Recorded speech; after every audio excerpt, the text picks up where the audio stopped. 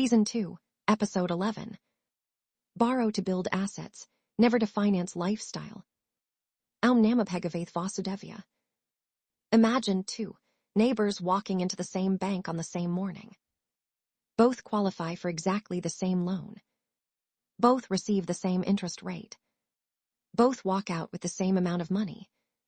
5 years later, one owns a profitable business, a growing portfolio of income-producing assets, and employs hundreds of people. The other struggles with monthly EMIs, sleepless nights, and constant financial stress. The bank didn't create two different futures. The loan didn't create two different futures. One decision did. What they chose to do with borrowed money. Stay with me until the very end, because today you'll discover why some debt creates wealth, while other debt quietly destroys it. Why the world's greatest entrepreneurs respect leverage but never abuse it. And why financial freedom begins the moment you stop borrowing to impress others. Imagine fire. The same fire cooks food, produces steel, generates electricity, keeps families warm. Yet, the same fire can burn forests, destroy homes, and take lives. Should we blame fire? No. We must understand it, control it, and respect it. Debt follows exactly the same principle. Debt is not your enemy.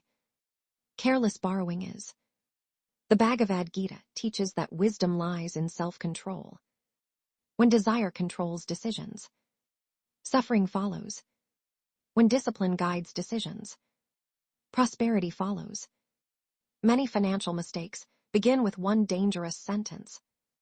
I deserve this. A bigger car. A luxury vacation. A lavish wedding. The newest phone. A lifestyle beyond today's income. And suddenly, tomorrow's salary has already been spent. The problem wasn't the purchase. The problem was buying tomorrow's happiness with tomorrow's money. Warren Buffett once said, "Risk comes from not knowing what you're doing." Debt becomes dangerous when borrowed without knowledge, without planning, without repayment capacity, or without a productive purpose. Imagine two seeds. One is planted in fertile soil, watered, protected, given sunlight. Years later, it becomes a mighty tree, producing fruit for generations. The other seed is thrown onto a concrete road. Nothing grows. Money behaves exactly the same way. Borrowed capital, planted into productive assets, can multiply.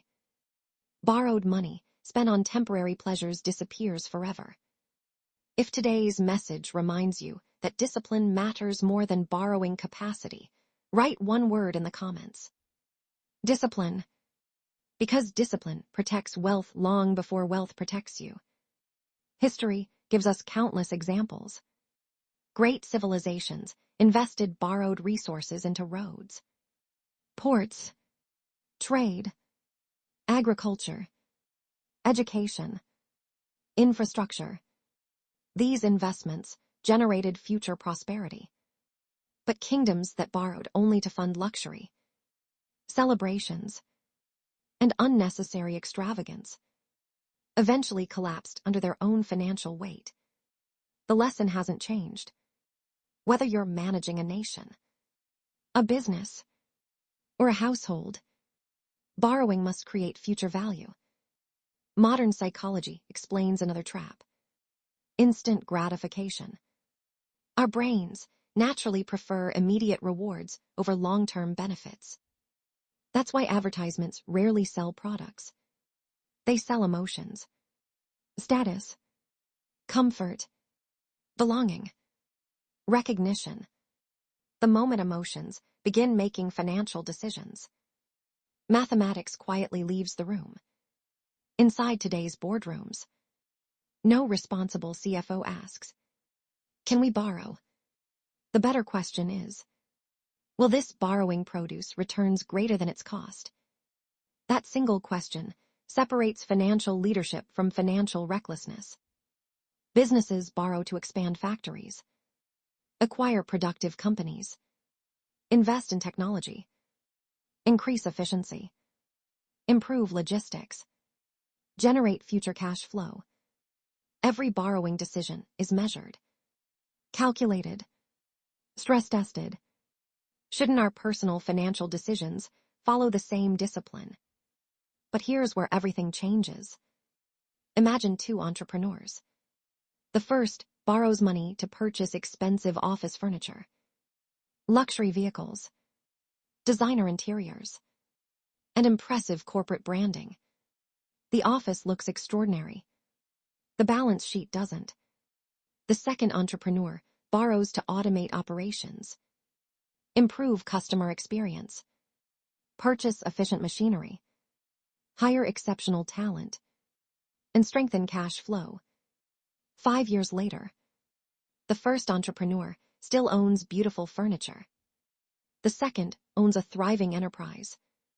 The difference wasn't the loan. The difference was the purpose. Charlie Munger often reminded investors, "It's not supposed to be easy. Anyone who finds it easy is stupid."